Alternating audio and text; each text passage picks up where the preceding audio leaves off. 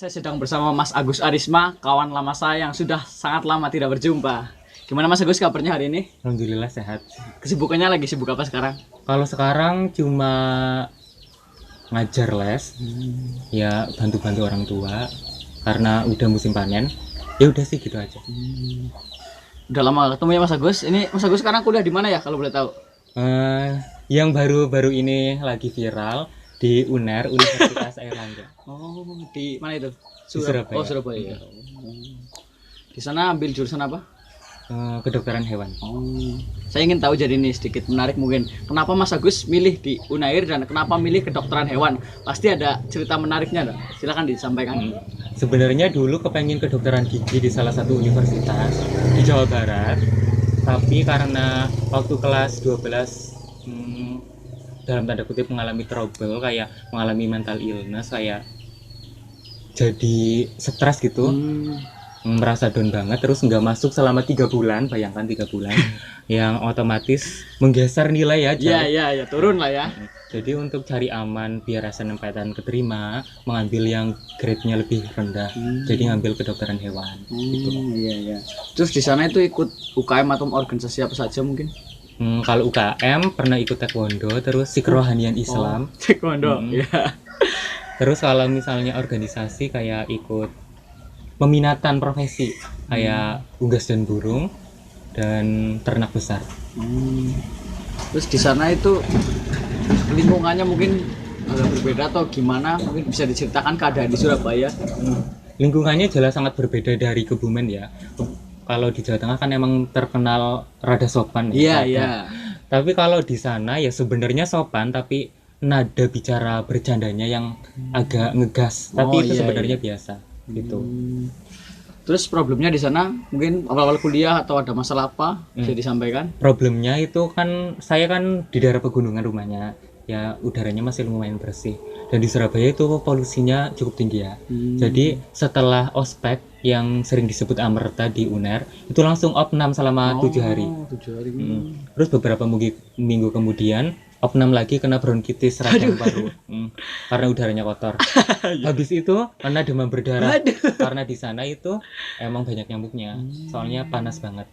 Nah itu jadi selama 1 semester kurang lebih udah 3 kali opnam, dan disuruh keluarga untuk pulang aja, meninggalkan kuliah, karena udah sering sakit, tapi alhamdulillah masih bertahan.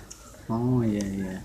Terus di UNER itu mungkin pengalamannya menarik bisa disampaikan dari awal masuk mungkin sampai sekarang, beberapa cerita mungkin bisa disampaikan pada teman-teman.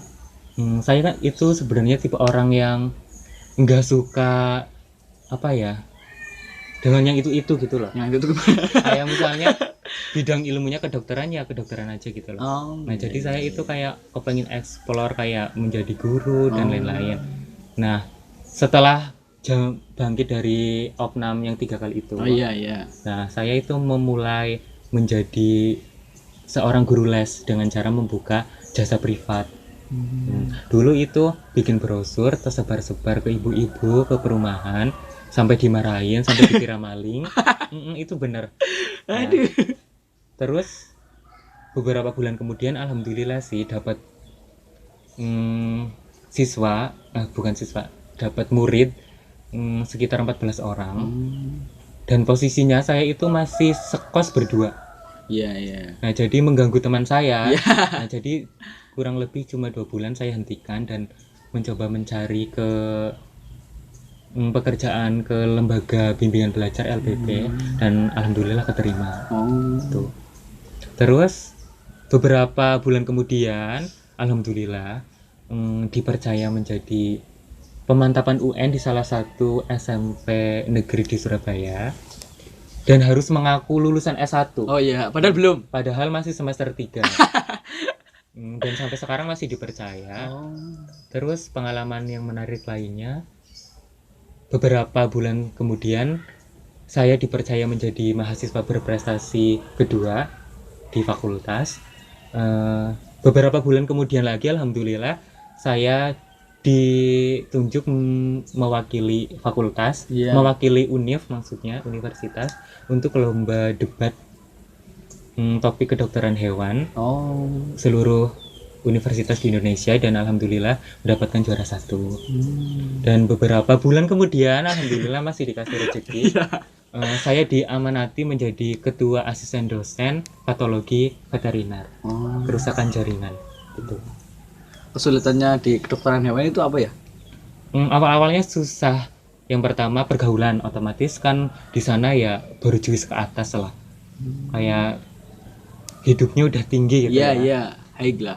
Dan saya itu susah mengikuti karena emang saya itu tidak suka dengan kehidupan mewah seperti itu.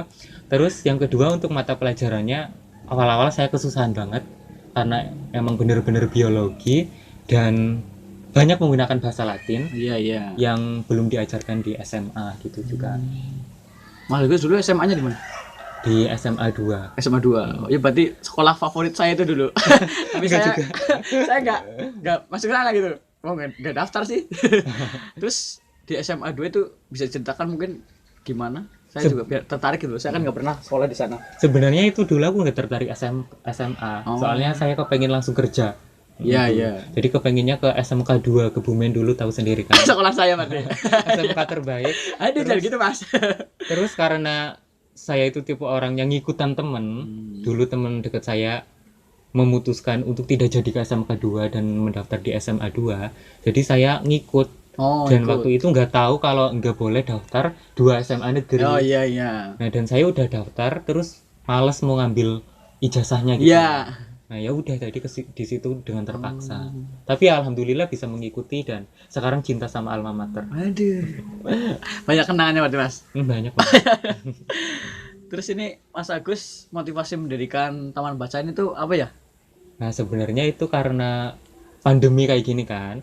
Terus anak-anak SD yang kebetulan saya lesin itu kayak pengetahuannya minim banget gitu lah. Karena kebanyakan guru itu cuma ngasih tugas dalam bentuk video ataupun dalam bentuk gambar, tidak dijelaskan dulu. Akhirnya mereka kebingungan. Nah, terus kan aku bentar lagi mau ke Surabaya penelitian. Nah, nanti kalau nggak ada aku mereka itu gimana? Tambah bingung gitu kan. Orang tuanya juga bingung kan. Nah, terus makanya bikin ini juga karena inspirasi Mas Bayu sendiri. Karena dia karena dia juga udah mendirikan terlebih dahulu tahun lalu ya. Iya. Nah, dengan bantuan teman-teman akhirnya berdirilah ini. Terus respon masyarakat sini gimana, Mas, terkait taman bacaan ini? Alhamdulillah responnya lumayan antusias sih. Biasanya di sini banyak orang. Anak-anak itu, anak-anak kecil. Anak-anak kecil. Terus ya kayak ibu-ibu ngasih makan anak. Ngasih makan. Oh iya, kayak nyuapin gitu loh. Nyuapin anak kesini gitu loh sambil main. Terus harapannya untuk taman bacaan ini ke depan itu? Harapannya ini bisa berkembang di RT-RT lain. Ini kan masih di RT 5. Karena tugas saya sebagai mahasiswa sebentar lagi purna dan semoga bisa menginspirasi yang lain gitu. Seperti Mas Bayu bisa menginspirasi saya. Waduh. Ya, mungkin ada pesan yang disampaikan buat teman-teman. Silakan.